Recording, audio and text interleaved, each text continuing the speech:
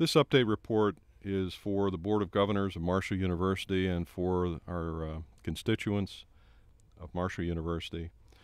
This update highlights the progress of the strategic initiatives that began in early 2006 that have guided and prioritized the development of Marshall University over the last 4.5 years. I'm going to report on the progress, the opportunities, and some of the challenges that Marshall University has confronted and will continue to confront in the future. I'm going to begin by talking about Marshall University as a major West Virginia economic engine. A recent economic impact study released in May 2010, which was commissioned by the Higher Education Policy Commission, features the impact of Marshall University during fiscal year 2008. The direct expenditures totaled $772 million, and the total economic impact of Marshall University in the state of West Virginia was $1.5 billion in business volume.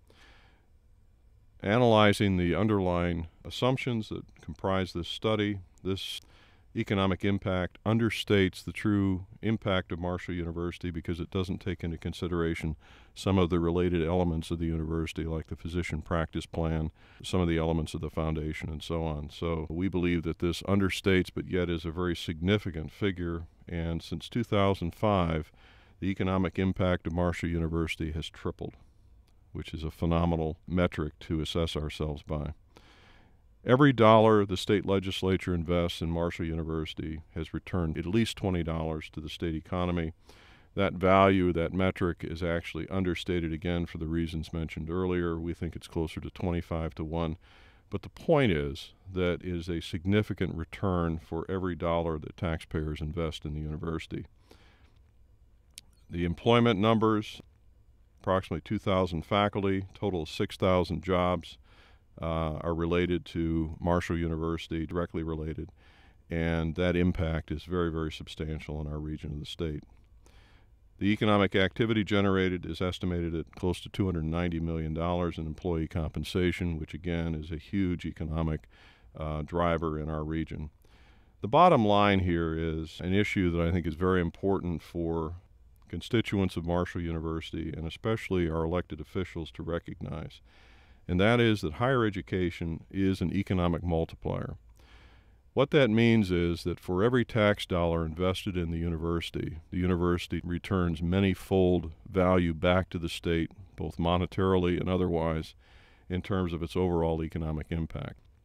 To put this in perspective, countries like Australia and New Zealand are now reporting that their fourth leading export is higher education in their nations. And it's a very important consideration as we look to the future of what the investment in public higher education here in West Virginia, especially at Marshall, can do for the state. Rather than looking at higher education costing the state money, higher education is actually generating financial resources for the state in ways that are analogous to other commodities that are traded and transacted in the state. Rather than looking at how we control and constrain higher education, we ought to be looking at how we develop higher education as an enterprise that can bring tremendous economic value and economic opportunity to the state of West Virginia. If we look at the so-called mobile student, which is both domestic and international, we should be looking at how we develop our public higher education institutions to serve a larger constituent base while assuring that we serve the residents and citizens of West Virginia. And that is exactly what we at Marshall University are doing.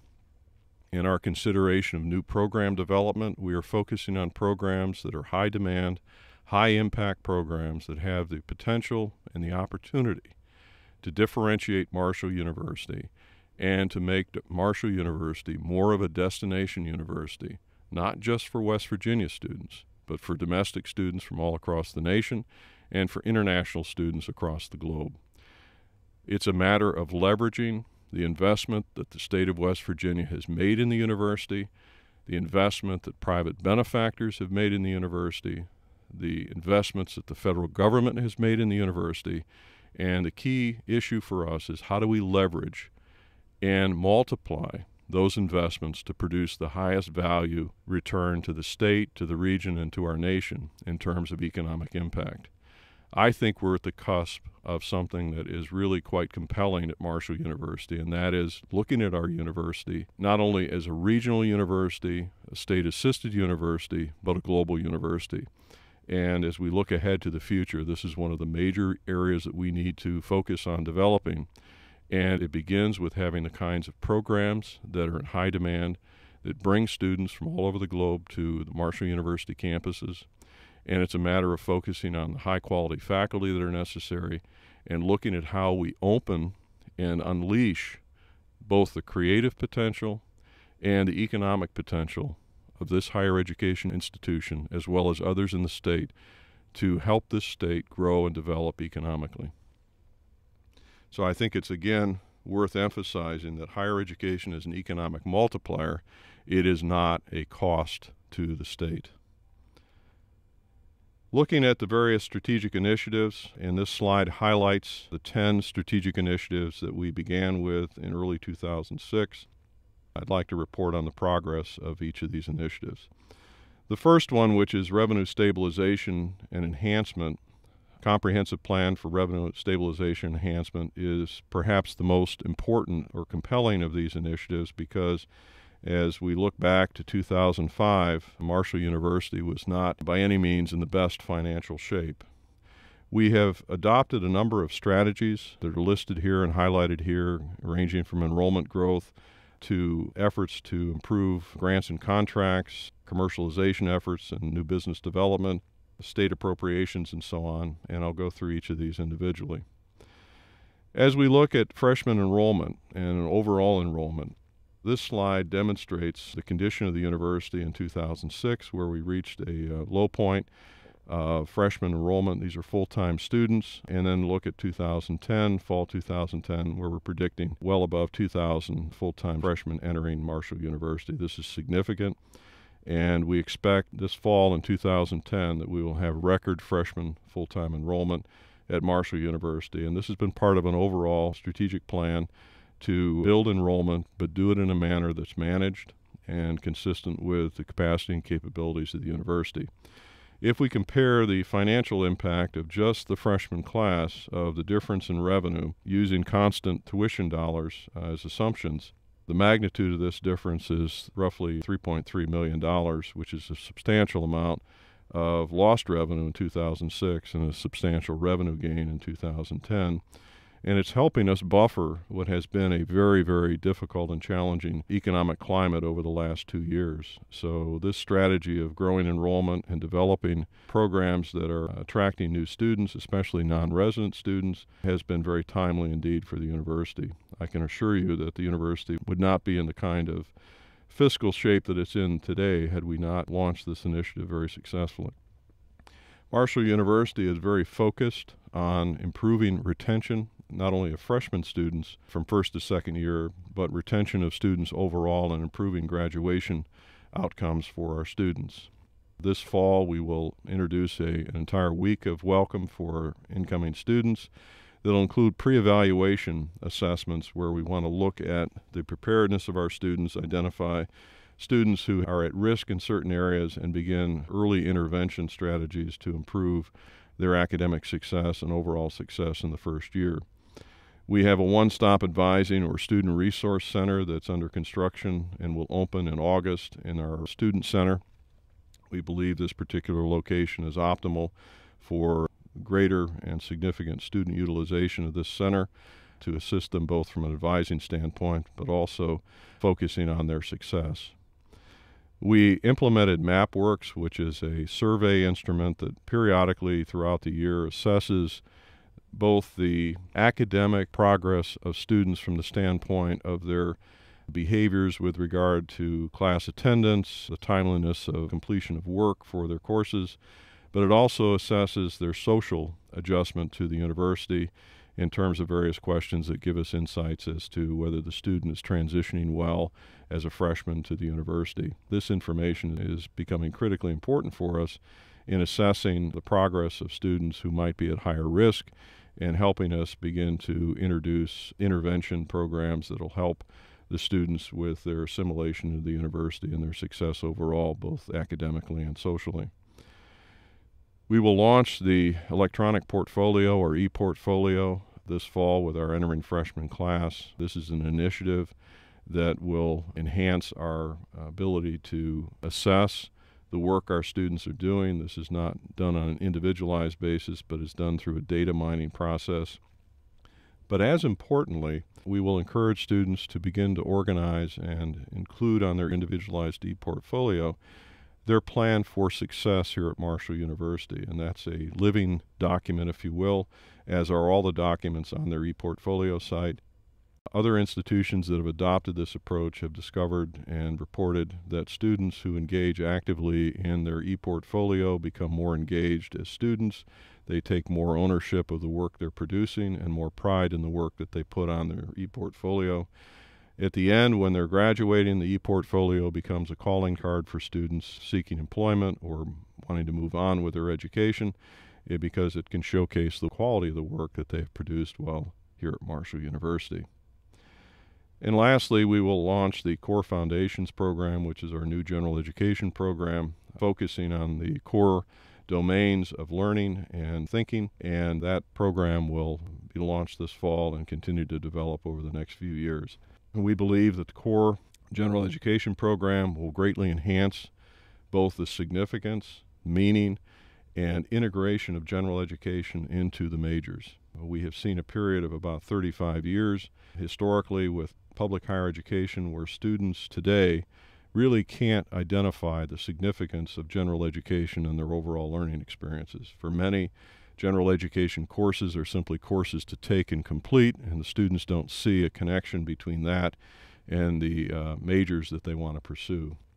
The foundational domains that we've identified in working with the faculty are the ones that are universal to all learning, regardless of discipline, and we feel that if we develop those foundational domains with our students during their first 2 years, they will not only be more connected to the learning experiences, but they will also see greater integration of that learning with their major. And we think that this approach, which was the approach in general education development historically prior to the 1970s, we think going back in that direction makes a lot of sense.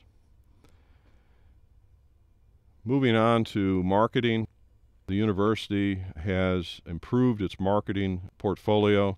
However, as you look through the slides and the appearance of the slides, we still believe that we need to develop a comprehensive overall marketing plan and strategies for improving the visibility of the university, but these have to be targeted to the various constituents specifically rather than having one size fits all. We don't believe that's the approach that will work for us.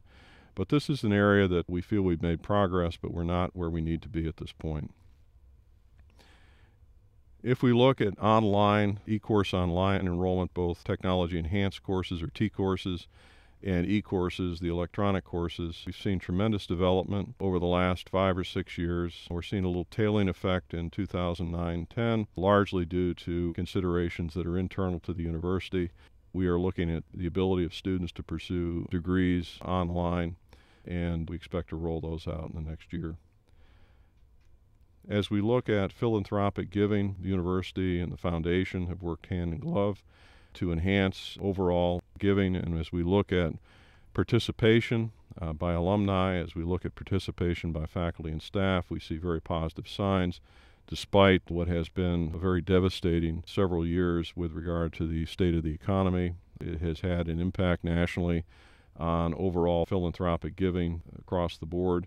We've been able to weather that to a significant extent, but we recognize the need to revitalize our major gift giving program and to continue to work very hard to improve the endowment development of the university, which quite honestly is about at the 20-25% level of what it needs to be for the university. Grants and contracts, these are competitive funding awards at the university. We believe that we will top $48 million this year. We'd like to get over 50, but we'll see how the last quarter emerges when we get final data in. But as you can see, since fiscal year 2006 and 7, we have seen significant growth in competitive funding of research contracts here at Marshall University. These dollar amounts do not include any federal earmarked funding that the university has received. So this is a very positive sign indeed, and is certainly a testament to the investments that have been made in physical infrastructure and resources to support research here at Marshall University. As we look at commercialization ventures, we have a number of new businesses that have been launched. I'll highlight the last three: Progenesis, Mist, and Orphogenics. These are very exciting new business ventures that have great potential to emerge as successful business ventures that come out of our research laboratories. We're very excited about it. In fact, the Mist, the Medical Information Systems Technology, LLC, was highlighted in the State Journal under 55 Good Things About West Virginia, so we're very proud of that. Looking at some alternative strategies for revenue stabilization and revenue enhancement, we have redefined scholarship eligibility, focusing on West Virginia resident students and reducing scholarship awards to non-resident students. When I first started at Marshall University, we were awarding the Presidential Scholarship to non-resident students if they met the minimum requirements. We have since modified that through the creation of the Border State Scholarship and through the Appalachian Scholarship, which awards non-resident students for their high school work with regard to success in the ACT and also their high school GPA. But we're no longer giving away full ride scholarships to non-resident students except through the Yeager Scholarship Program. We have gone through a process of rebalancing graduate fee waivers, indexing them to actual cost, and reducing the extent of a waiver with respect to the time and effort that the students are devoting. So we have achieved about a $600,000 to $800,000 savings and revenue generation as a result of that, and we expect to see that continue to grow. We have restructured summer sessions in a way that now produces net revenue in the summer. We were incurring about a $600,000 operating loss with summer sessions before we implemented this plan, and that had been historically the case for summer sessions. And in my opinion, there was no sense for us to be losing money in the summer when in fact there were opportunities to actually generate revenue in the summer. We have undertaken a number of operational efficiencies, including a comprehensive study of operational efficiencies at the university through utility, conservation, and efficiency measures born from replacing outmoded air handling systems, HVAC systems, and other inefficiencies due to older operating systems. We have gained significantly in terms of cost savings in our utilities and been able to blunt the impact of very significant utility increases and their effect on the bottom line of the university. We are engaged right now in a personnel study and looking at organizational restructuring. We are looking at release time for faculty. We are looking at the overall organizational makeup of the university, asking very critical questions about why we're structured the way we are, and is this the most efficient way for us to operate and provide the service platform that we need for our students and the constituents we serve. 2010 was the first year we had a multi-year budget developed and a budget plan. We presented a 3-year budget plan to the Board of Governors. Our ultimate goal is to get a 5-year plan developed. We've made great progress in that regard. It's very hard to anticipate using 1-year budgeting processes what the outlook is over 2 or 3 years or 5 years for that matter, unless we put our heads together and develop the plans. And clearly there are some underlying assumptions that make up this plan, but it's critical to have at least a 3-year horizon and preferably a 5-year horizon to look at what we're doing. What we're anticipating is going to happen with state funding, what's going to happen with other funding streams so that we can plan accordingly. We have put a sustainability committee together that's focusing on a green campus, a green university, and conservation measures, all of which are contributing immensely to economizing on what we do and being responsible both environmentally and socially in terms of what we do here at the university and reducing our overall footprint. As we examine the slide showing the appropriations per full-time equivalent West Virginia student, we notice a pattern that is somewhat disconcerting but certainly understandable with regard to the state's economy, the state revenues that are generated, and so on. It's more or less would be described as a sine wave that goes up and goes down and goes up and goes down, and it's indication that public higher education, since it's not an entitlement funding part of the state budget, oscillates with regard to available resources on the part of the state. And if we look at the green boxes in line, which is corrected for constant dollars using index to 2002 dollars, we can see that funding per West Virginia student has declined significantly by about $1,600 over the course of the last 10 or so years. Fiscal year 2012 is projected, but it's based on the estimate that we will receive a $5 million reduction to the university in state appropriations, not including the decline that we will also experience for our medical school. This pattern indicates that there's clearly a negative slope associated with per student funding. And as a result, the university has had to do and perform with a smaller and smaller resource base from state appropriations. There's a common misconception that the state provides the necessary funding for student education at Marshall University. The reality of it is that only about 25 to 27% of the actual cost of delivering the educational experiences for our students are covered by state appropriations. The remainder has to be earned by the university through tuition and fees, through grant support, through philanthropic funding, through other sources of revenue in order to be able to provide the kind of quality and caliber higher education experiences that we provide at Marshall University. Therefore, it's important that we take and examine the history to understand where we're at, to understand why tuition increases do occur, and the bottom line is there is a real cost to providing higher education experiences, both for undergraduate and graduate students. The portion that the state pays is very significant and important, no doubt. However, the gap between the real cost and what the state provides is the difference that needs to be made up by students and their families and other sources of revenue. And that's an ongoing challenge for Marshall University, as it is for any public university. The truth of the matter is we are increasingly operating more and more like private universities because of what we're dealing with economically. As we look at the net effects of the plan we put into place for revenue stabilization and enhancement, as mentioned earlier, we will see record fall enrollment of full-time freshman students, and we will see a very significant increase in overall enrollment at Marshall. The fiscal year 2011 budget plan that's been adopted by the Marshall University Board of Governors in its most recent meeting reflects a $3.4 million reduction in state funding, and that includes the reduction to the medical school.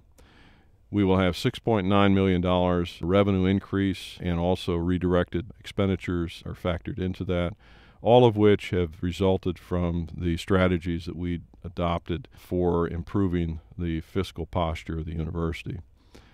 New investments in people and programs will exceed $3.5 million for fiscal year 2011, which is very significant. And revenue estimates for this upcoming fiscal year are highly conservative, and that's simply how we budget here at Marshall University. One of the very important steps that we took in the fall of 2005 was the development of a 4-year engineering program at Marshall University. This was the result of thorough study on the part of the university, and also an assessment of the need not only in the state but nationally for more engineers and more high-quality engineers. The accrediting body for engineering accreditation, ABET, reviewed our program last year and did a site visit in September of 2009. Since the accrediting board only meets once a year, we expect and have been informed we will receive their decision in 2010, September. We're looking forward eagerly to hearing their report and their final assessment of our accreditation status. This is a very important step for us because graduates of the program must graduate from an ABET accredited program in order to sit for the engineering licensure exam. In terms of advancing centers of excellence, which was one of our other strategic priorities, this timeline highlights the progress that we've made. The forensic science program, the master's program here at Marshall, ranks #1 in the country. We're very proud of that fact, and we'll be making further investments in the forensic science program and also introducing a new undergraduate major in forensic science, which we think is an important addition to the curriculum at Marshall. The School of Medicine ranks in the nation's top 20 in terms of social mission outcomes, and it has to do with rural placements and rural practice of graduates of the medical school and graduates serving in medically underserved areas of the nation and our state. That's exceedingly important. Also highlight that our game design program is listed among the top 50 in the nation. And so when we look at some of the centers of excellence, Rahal Transportation Institute's moving forward with a number of very important initiatives. I'll talk more about the Marshall Institute for Interdisciplinary Research, MIR, but looking across the board, each of these centers of excellence has many things to be proud of, as does the university. The Marshall commitment was a focus on helping students develop their full potential, expanding their interests and reach their educational goals in a timely manner. I've highlighted some of the things that we're doing with respect to the Marshall commitment. The first-year experience program will launch in the fall, in August. I mentioned the other elements that are listed here. This has been an initiative that has brought together the entire campus community around the needs of our students and the importance of their success and facilitating their success in all the things that we do. And whether it's dealing with financial aid issues, you'll notice in March 2009 we were working with Intuit on an electronic FAFSA form to assist students in the filling and completion of the FAFSA forms for financial aid, federal financial aid, to other foundational elements that we've been involved with. This has been an ongoing initiative that's made tremendous progress for the benefit of our students. As we look at developing and launching a high school STEM academy, this initiative is one that we have been pioneering, and our goal is to pilot and launch the Marshall, West Virginia Science, Technology, Engineering, Math STEM Academy. We want this to be a public academy. We believe that the conceptual framework should be framed around the academy serving as an experimental laboratory for enhancing student learning outcomes, especially in these critical areas of science, technology, engineering, and math. And it's critical that it be self-sustaining.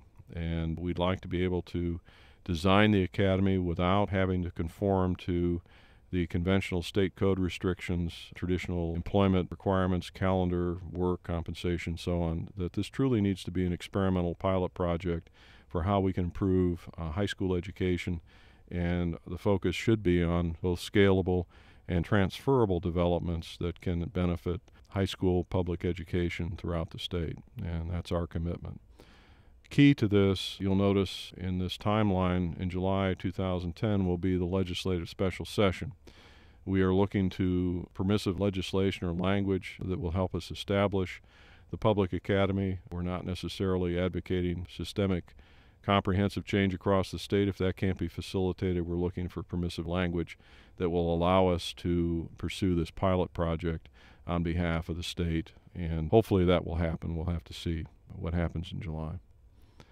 As we look at advanced research-based economic development and establishing the Marshall Institute for Interdisciplinary Research, we've made tremendous progress. This is a very unique institute from the standpoint that the researchers that are hired into the Research Institute are not tenure track. They're research scientists who work on performance-based employment agreements.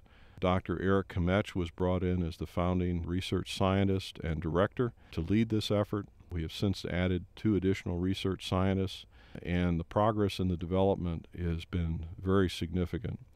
The funding is based on endowment-based support using proceeds from an endowment, and we had some initial startup funds that helped us get this project off the ground through a research grant from the state, and very pleased to see the progress that's been made here. We see tremendous opportunity for partnering with the private sector because the way we've designed this institute, the research scientists are not under pressure to publish their research findings. They're under pressure to generate grants and contracts that will continue to support and sustain the Research Institute. I want to highlight the progress in corporate liaisons because when you go back to 1980, the Bayh-Dole Act was passed with the strong intention of assisting federally funded university research to be able to commercialize that research and partner with the private sector both in the development and commercialization of research-based not only discoveries but new business development. We have already signed an agreement with Integrated DNA Technologies focusing on research dealing with genome regulation. We are in very intense conversations with Pfizer focusing on gene modification. Alcon Laboratories is another private corporation that we're in conversations with.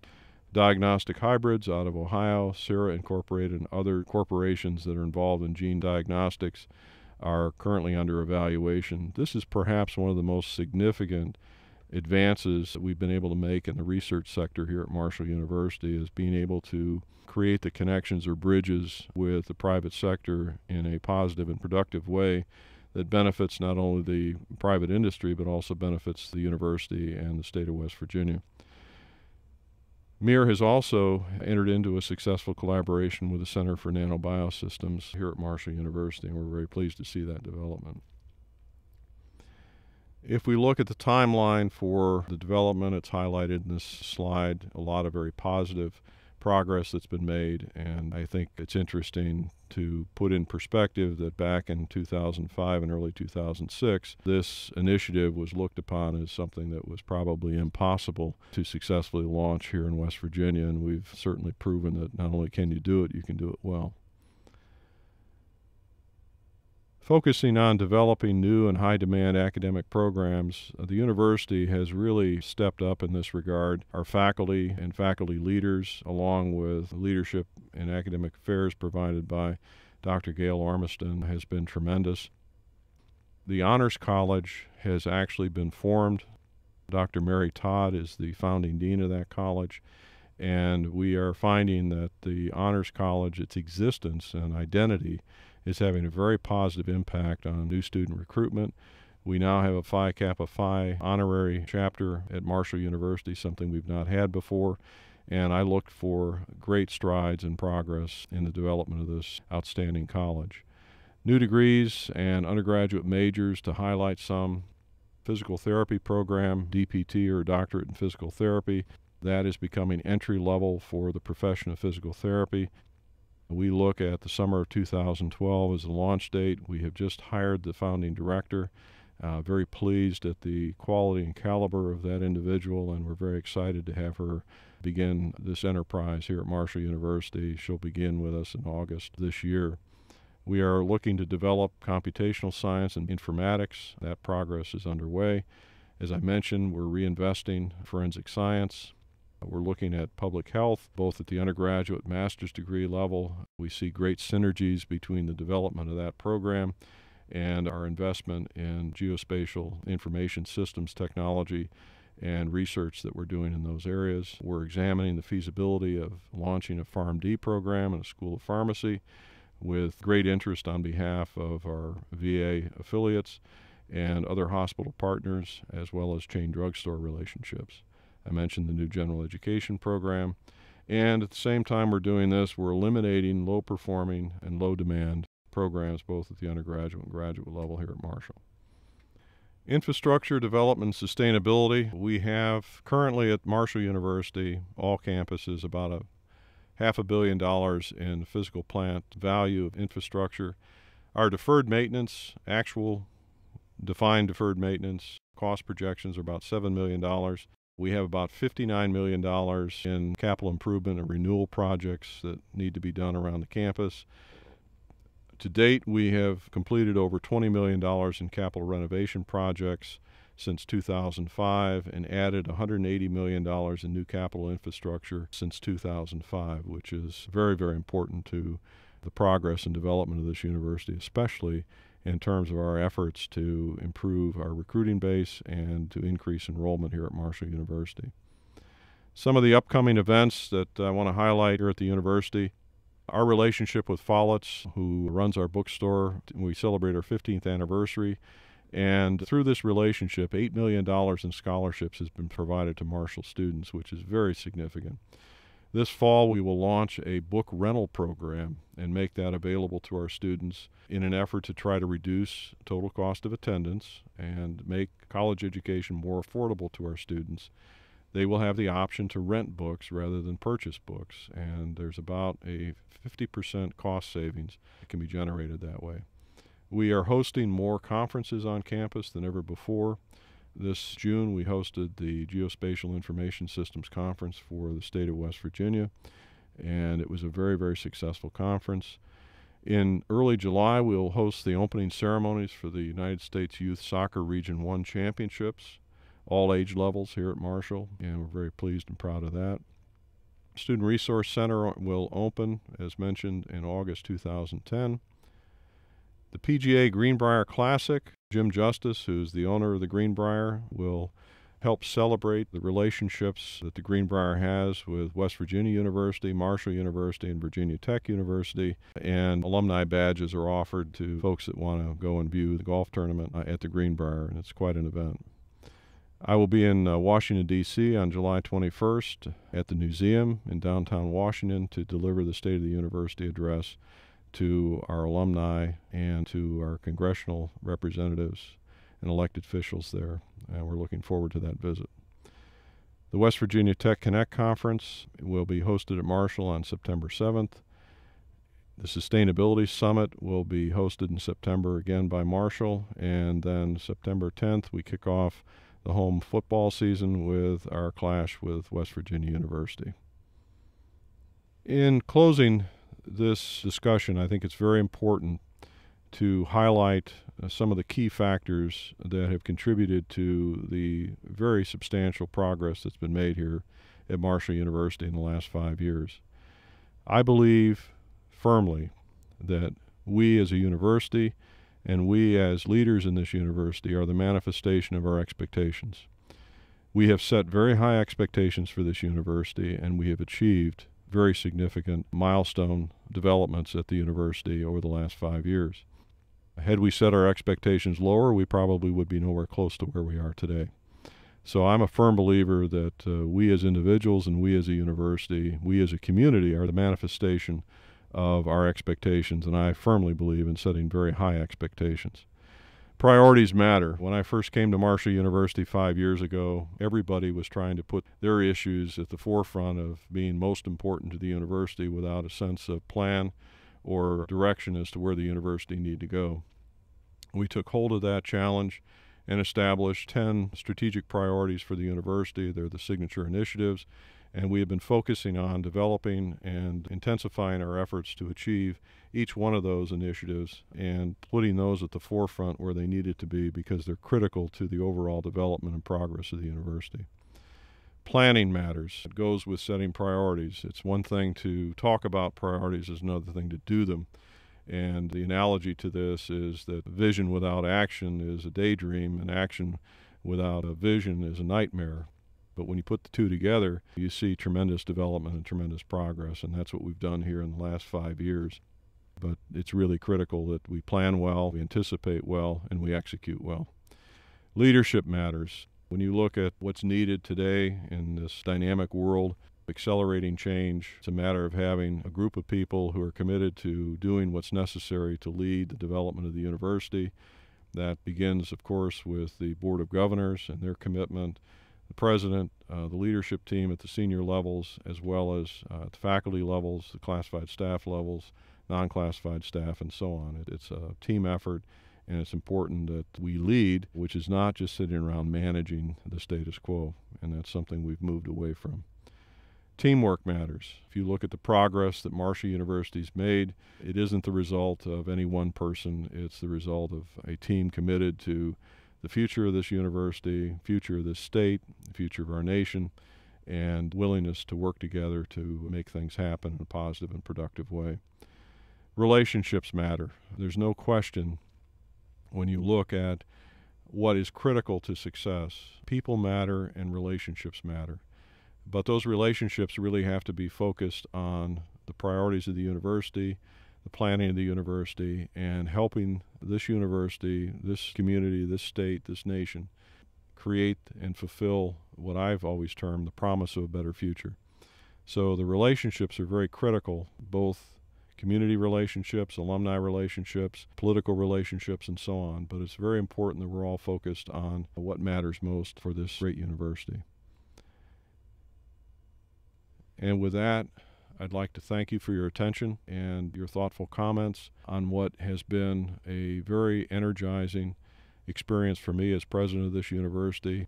I celebrate at the end of this month of June my 5th year in this leadership role, and I can honestly tell you that it has been a sensational experience, one that's been very gratifying, and it's always interesting to see what happens when you put the needs of a university and the people that make up that university ahead of everything else, and you set good priorities, high-level priorities, make the commitment to achieve them, and then dedicate yourself to accomplishing what needs to be accomplished, what can happen in 5 short years.